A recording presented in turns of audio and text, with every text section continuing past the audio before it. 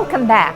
This is part 2 in my series with High Adventure Canada and the great work they are doing, and we are co-laboring together.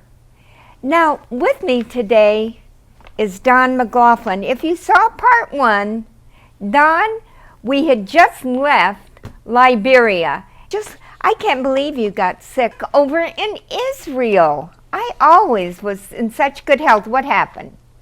Oh, it's just the first time I went to Matula with the Voice of Hope. I went to carry some parts, and I had never traveled outside Canada before, so I really wasn't aware. Well, I was in the States, but our standards of living are so compatible. I never knew there was a difference. So when I started drinking the water over there, I soon realized I shouldn't have done that. So we take pills for that now, but the truth is back then it kept me busy for a few days. Yeah, I remember I was up with the Voice of Hope trying to break a wall in the radio station to put a window in, and I was feeling like I thought, oh, I can't believe I'm traveled all this way and I feel like this. But anyway, I was so excited about the Voice of Hope that travelers thing wasn't a big issue. Yes, and really, Don, as I recall, you and I were gathered at the great time. It was an incredible time like nothing I ever remember. The great Jesus movement. I mean, there was a move of the Holy Spirit across America and Canada like I really can't remember. People wanted to step out and do things. A lot did. And here you are, you and Marty, she's administrator, and you're the policeman, and you literally left everything to sign up for this great adventure. Now we have left Israel, you're back in Bethlehem, we're in Liberia, but you're the boots on the ground. Let's talk a little bit about Uganda. We're leaving Liberia, Sierra Leone, the Ebola virus. And of course, when I'm talking to you about the next thing we need to do, but Jackie, we've got to go to Uganda. And we had really one partner that took this on. We've had a lot of partners, but one seriously. Tell us about Uganda, and let's talk about our good friend Ruth out in California. Wow, I have to tell you, Uganda is an amazing place. I didn't expect this when I first got there. I actually went to help a pastor build a radio station, and that's a whole series of miracles that come together. So we built the radio station, we went there to see the radio station, and when we went there and actually met the people on the ground, that's when our life started to change.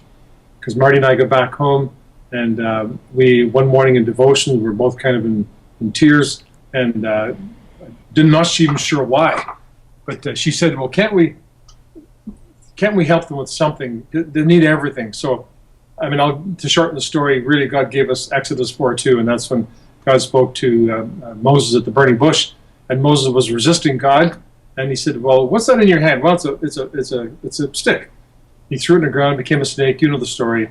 And then in verse 17 of that chapter, God said to him, "With that stick, I, God, will do miracles, and you, Moses, you will lead Israel." And that's when God began to put in our hearts, don't be concerned about what you have or don't have. Whatever's in your hands, I, God, will use it, and I will do miracles. Your job is to move. So that's what we did ever since then. And every time someone asks us for something, we say the same thing. I don't have anything. But if you pray, and if God puts it in our hands, we'll give it to you. And when we started talking that way to people, people began to pray. I know, because stuff started happening to us. We started getting money we shouldn't have got money. I mean, I'm not a good fundraiser. I'm a former policeman. Policemen don't have that ability. It's not in our DNA. We're afraid to say anything like that. We don't want the attention. But the truth is, when God wants something done, he will put it in your hands. And that's really what we live by. So we went to Uganda, and people asked us for things. Now, that's what happened. The first thing, we built this radio station, then we went to the school and began to help the school. And then someone gave me a container of shoes for the children in the Gulu. That's the north part of Uganda. And at the time, the LRA, the Lord's Resistance Army, they were attacking children. They had kidnapped 30,000 kids over 20 years. And so someone given us a container of shoes for the Gulu, but it got stuck in customs for whatever reason. So I went to a government minister that I'd heard about, and before we got too far, Marty, she challenged this minister, and she said, "Why is it that we love your people more than you do?" And I thought, I don't get arrested in this country. Nobody will. Anyway, but that government minister took her seriously. So he cleared the shoes, and the shoes went to the children, a whole container of shoes. Because back then, shoes for us are normal, but there, if you don't have shoes, you get something called jiggers, which is little parasites that go into your feet. You can lose your feet over it. It's very serious. So these shoes for children were a big deal. So anyway, the shortened story, we cleared the shoes, and then this minister said, "Now, I want you to do something for me." And I said, "Sure." He said, "Come with me to a village and meet some people. That's all you have to do." I said, "Oh, I can do that." We went to the village. We actually went to the middle of a field. I met a bunch of leaders, and everyone was depressed. Everyone. No one was smiling. They're all former LRA returnees, which is people who fled their area because of the fighting, and they were in internally displaced people's camps for years. They're sick, they're tired, they're depressed, they've lost everything. And so here they are in the field, and I said, "Well, what is it you want from us?" And they said, "Well, could you help us with a little bit of health here? Could you build something for health?" And so I said to them my standard line. I said, "We don't have anything. But the truth is, if God puts it in our hands for you, I will give it to you." Well, the truth is, we got back to, I thought I'd never hear from them again. I didn't plan on it. So we went back to Canada. Within 2 weeks, a seniors group contacted us and said, "We've been saving money for a while. Would you like this money for a project? Do you have a project?" Well, I took a look at the money, and I looked at the project, and they matched. They're exactly what they needed to give them health, medicines, and hire a nurse for a year. So we said, okay, and I recognized what God was doing by now. So we took the money, we applied it towards that, and then I went back up to the people in this place called Ngutai. I said, "Here's what God did. So if you want us to keep coming, then you've got to keep praying." And they kept praying because money kept coming, Jackie. It kept coming from everywhere. Sources I just didn't expect, and just unexpectedly money would come. So we built this health center in Ngutai over 4 or 5 years now, 25 buildings. We do operations there. We treated 150,000 people so far for free. We've delivered 1,200 babies. Before, there was a 10% maternal death rate. Mothers were dying in childbirth. There was no one to help them. So this thing has really started to take off. And so I thought, well, maybe that's the end of our time there. Maybe we'll just focus on this. And then we had the opportunity with the same government minister who said, "Well, would you think about maybe doing Christian radio here?" So we built Savior FM nearby. So as we built Savior FM, then again, I'm really shortening the story up because of our time, but as we built Savior FM, we put people on the air who would challenge people in prayer, and they pray for them on radio. And they get stories of healings and different things that happen. But then people said, "This is not enough. We must pray. You must pray with us directly." So then they start coming to the station. We had one woman. She preaches every day. She's a female pastor, just a dynamo.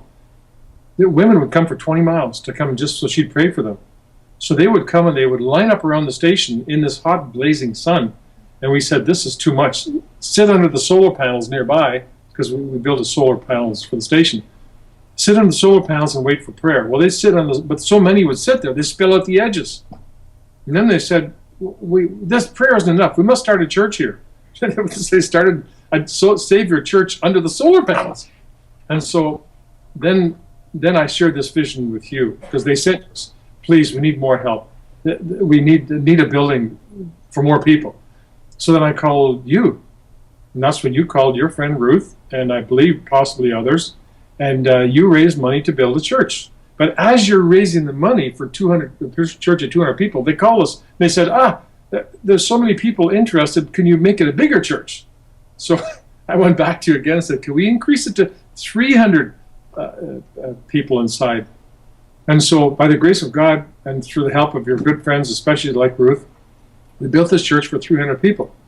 Well, we showed up for dedication day, and we actually planned to feed 300 people as a special meal. Don, I want to stop you right here, because as you're talking, I have seen a great pattern that God, remember our founder, he goes to Israel, and they said, well, if you're so concerned, why don't you help the people? Now we have Marty. Yeah. We have learned by example, there is a pattern over our ministry that we get up, we put our shoes on, and just get going, and we hear something. Why don't you?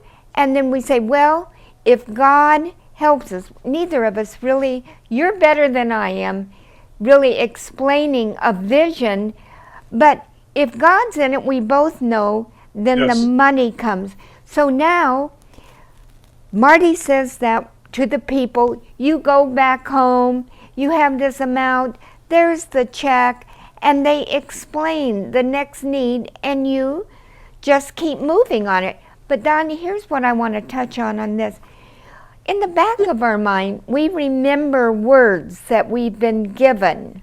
Now we're going to go back to Uganda, but some way, Canada was our first person that helped. Then Bob Rogers over at Evangel in Louisville. But you came over. By now, Canada is separate, United States, but we are still co-laboring in the harvest together. Tell me what Bob Rogers, I haven't heard it. I said, to hold that, I want to hear. Did you get a prophetic word along the way? Well, actually, yeah, because when we, High Adventure Canada and High Adventure US, when we decided to do different things or go different, have a different focus at the time, I came down to see you in Louisville, and we came to the church, Evangel, with Pastor Rogers, and he came down, I remember, he came down the platform and walked down towards me and began to have a word over me. He prophesied, and he said, God's going to give you, God's going to do something with you, and you're going to raise millions for the work. I remember at the time looking at him thinking, millions? I've never seen anything bigger than like $10,000 in my hand. I mean, it seems so surreal to me that he would say that, but I learned not to dismiss when God's servant speaks, right? So, but after we left Louisville, that's when it all started to happen. So I'm telling you stories like Uganda, it started to happen around then. It just exploded, quite frankly. And I remember telling Ruth Hugh, I said, Ruth, wait, we are heading for Jerusalem. That's my vision, to get back to Jerusalem. But then all of a sudden you call, and I thought, well, I've got to stay. People say, Jackie, get focused. But I thought, Lord, if this is you. And then I remembered where Jesus was on his way, and he said, first, he says, I have to go by way of, where did he have to go, Don? Can we remember? Metula. But anyway, he says, first I must go by way of, and he stopped. And so Ruth says, let's go. She has been our partner with us. So now we're going by way of something else, and now we're in Uganda. And you called and said, Jackie, tell me about those captive youth, Don. I like hearing about the millions. Folks, if you've got them, please send them. We'll get them right away to Don. We need millions of dollars to get the word out. But Don, tell us about those captive children and how their lives have changed. These are Uganda youths. Tell us. Right. Well, this area, as I said, when the LRA attacked this whole northern part of Uganda, they kidnapped 30,000 children. But from the area that we're in, they had seized 6,000 children. And so the Uganda military went in there along with some called the Arrow Boys, which is a local militia, and they routed the LRA over a few years. And 4,000 of the 6,000 were brought back. But by the time they brought them back, they had lost their education, they had lost their ability to have a normal life, and they had a stigma on them, quite frankly, because some of these kids have been they all been sex slaves. The boys were forced to kill other people, so many of them are murderers by our definition. So no one wanted to be near them. So when we got there, our friend Musa, the translation means Moses, but when Musa said to us about building this radio station, which we did, and then we built, he said, I'd like to get some practical help for these LRA victims. So we started a small vocational class for sewing and for hair care. And we want to do more, of course, but he said, it's not enough, and he's right, it's not enough just to say to someone, be well. Sometimes you have to help them be well. Sometimes you got to put something in their hands. Like, it's not enough to say, just give them counseling saying what happened to you was bad. It was bad. But when they gave them a skill, now they could have a way to make their own living. And strangely enough, when we did this, we started these vocational classes. The kids all have a new name given to them by the villages around them. They used to be called the abductees, but now they're called the vocational students. It seems like a small thing, but to them it was everything. So we decided then we're going to train some of these young people for radio because we want them to minister to each other. So we brought the first three in, 2 girls and a boy, and the 2 girls have been captive for almost a year. They say they were used for labor, and the boy admittedly said he had forced to kill people. So as we trained them, we first met them, their demeanor was they're always looking down, they wouldn't look you in the eyes. But we went back after 6 months training to meet them again, and this time they're walking upright, smiling. They got everything has changed about them. They actually look different, and we didn't even recognize them. So we started that process, and that goes on even now. On the Savior Radio site, we have the radio station, we have the vocational school, and we have a church. We minister holistically from one site as a model to that area that was once completely overrun by the LRA. Just a mile from the station, one of the girls that's in our station, she was kidnapped with her family in the field. They took her. The LRA overran them. They took her and sent her mother and son and her brother away and took her away into Sudan, walked her up to Sudan. But here, that's just a mile from our station. So here she is now back on air ministering to the people of the area where she was captured. It's an amazing thing to see life come into this area. And our dear administrative gift, Miss Marty, I'm sure it was her idea that she keeps a visionary. She is in there. She just works so hard. But I'm sure it was her idea to put them kind of on a year probation, that if they would excel in the ministry there as radio broadcasters, yep, we would promote them to a second station. How are they doing on that, Don? Well, I'm glad you asked that. The second station we're trying to build is called Youth FM. Youth of Uganda Radio FM. In Uganda, 50% of the people are now under the age of 16. So the radio audience in Uganda is largely youth. So we want to build the country's first ever youth Christian radio station. And these are the people that are going to be trained. So we spent the last close to a year training them on radio. And we've now got our license underway. We're told we should have it by Christmas. And if we do, these former abductees, these youth abductees, they're the ones that's going to minister on the country's first ever Christian radio station. And thanks again, I hope I'm okay for mentioning this to Ruth, but who's got a vision for these young people. She's helped them, blessed them. Their lives are changed because of what she's doing. You know, Don, it's just the dedication. And then you hear these words, by the way, Jesus said, first I must go by way of Samaria. Help me, folks. But anyway, Don, sometimes you talk and I think things come back to me. Just tell me about Rwanda. I heard you mention Rwanda. And the other day somebody said, how about Rwanda? That was such an inexpensive thing to cover a whole country. Have we done that? That was only $15,000. Am I right? Or was it more, 25? Well, yeah, like in any African country, it changes. But you're right. That was a stepping off point. I was just thinking the unusual call about adventure, and it's not something we chose or made happen, but God seems to have put us in many, the troubled areas of the earth, and usually we're brothers fighting brother. Our Central American station, our Africa stations, our Middle East station, our Asian stations, everyone was reaching brothers fighting brothers. And so it's like a prophetic call, really. But anyway, the station Rwanda was built in 2005 after the post-genocide era. And our partner was the first one to ever get a Christian radio license there. So we built a station there in Kigali, which is the capital city of Rwanda. Our partner is an evangelist, so he used it to evangelize people. And in 7 years, he planted 80 churches from that radio station. So we're now on the air in Rwanda. We were going to buy one that would cover. Did we do that yet? No, we still need that. Somebody said, what about Rwanda? What about it? Do we still need the funds there, or are we focusing more on Uganda at the moment? We're everywhere. Okay, I'm still focused on Uganda, but the truth is that Rwanda at this stage, we now bought property on one of the highest mountains in the country. It's a place where the military actually have their own radio, and so we can reach the entire country from one hill now. Our problem was it took us a while to buy the hill, and so now they've changed their laws so that they will no longer allow us to put up our normal tower, which is a tower with guy wires. They insist we have to have a freestanding tower. Well, that's not easily obtained in Africa, but we did find one in Uganda. And here's the short story.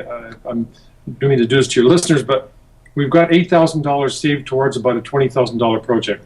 We need to get another number of $1,000s to buy the freestanding tower in Uganda, ship it over and clear it in customs and install it. So we're about almost halfway to that point, but we're moving. But the point that we can get it up, then we can get on the air, increase from the smaller station up to this big one. And we can reach the entire country from one station then, which is really rare to be able to do that. And I think on the one, yes, these are, I think of the one really that's dear to my heart because it's so close to Israel. It's just under fire. And there we are in Iraq. And the biggest, people just, I need to call in our pastor again. We got to keep him kind of undercover now. But we're broadcasting. Are we not reaching all of Baghdad? Tell us a story of what our fixed tuned, our radios, what's happening in Iraq. Yeah, the Baghdad station. Well, actually, you know, we support we built and support 3 stations there. The first one is up in Kirkuk, up in what's called Kurdistan, and it's doing really well. And then the one in Baghdad, which is the big station, and we built that station with Pastor Mahar. It's reaching 7 million people, and there's only 28 million in the entire country.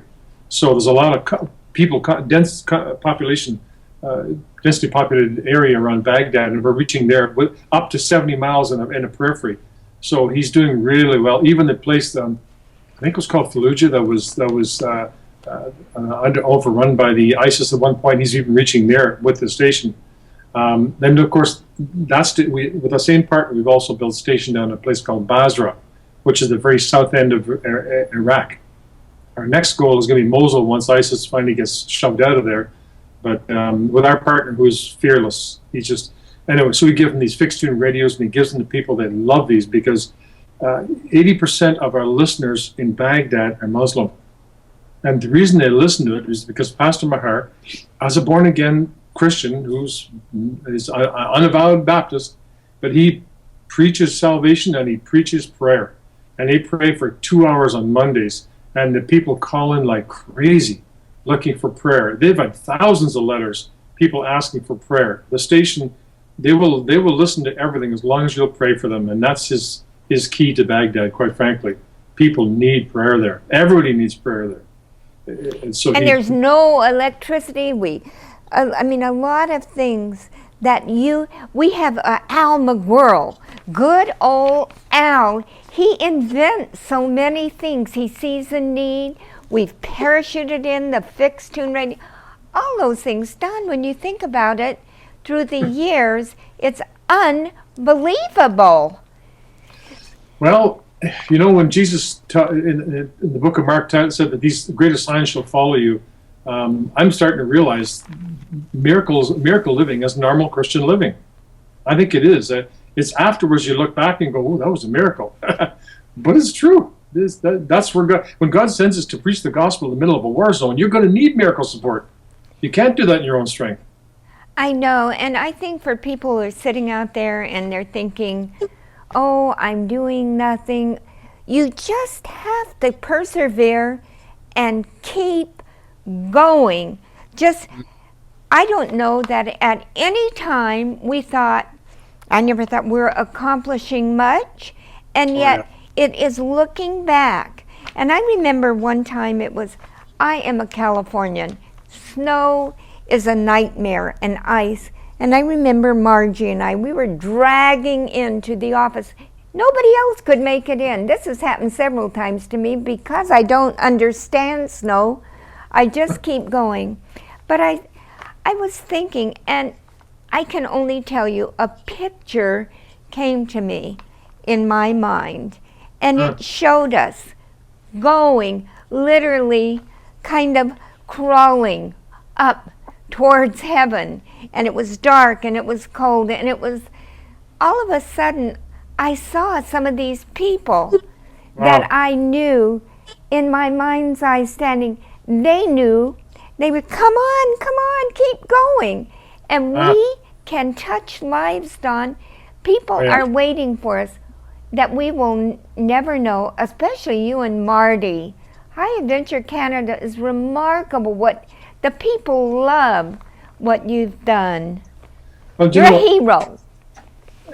And I appreciate that, but the truth is that honestly speaking, as much as I report what's going on, like for example in the Sandwich through the gift there, the Savior Church, that it's a miracle church right now, but that happened because someone here who couldn't get there gave. It's that simple. I can go, I can organize that, but if I got nothing in my hands, I can't do anything. This really, Christianity is teamwork. It's not, there are no, I don't believe there are Christian heroes. I believe we're all Christian team. That's just my own personal feeling. So I look at someone like Ruth, who's in my mind is a visionary. It takes a visionary to give to a field that you've never seen, and you've never heard about. I mean, it's easy to be a visionary when you've seen, but when you haven't seen, it's hard. And to do that, and then afterwards you hear what God has done, you can say, I heard from God rightly. But the truth, Jackie, I'm motivated by something. One time a Falasha said to me, a Falasha is an Ethiopian Jew. And this guy was a born-again Ethiopian Jew. I met him in a place called London, Ontario, and we were in an Ethiopian prayer meeting. And he turned to me, and he said, you, Gentiles, he said, you got 5 minutes more. Then he said, it's our turn. The Jews, it's our turn. I was shocked when he said that. But since then, I've kind of lived by this. I've got 5 minutes more. I'm going to make my 5 minutes count. And that's exactly what I'm doing out there, and that's exactly what Ruth's doing and what you're doing. We're making our 5 minutes count. I really feel we don't have much time, but as long as we're in that 5 minute zone, we are going to do whatever we can. Well, Don McLaughlin, I thank you. Thank you for being on. God bless us. Please pray.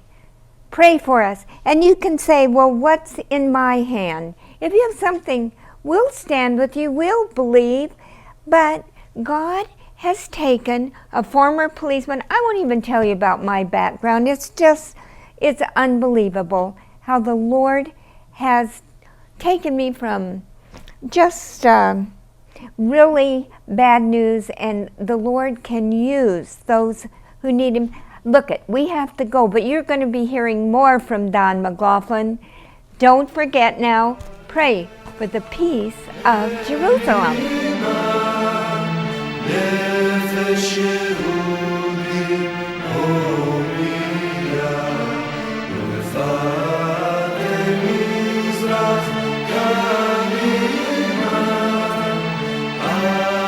Let's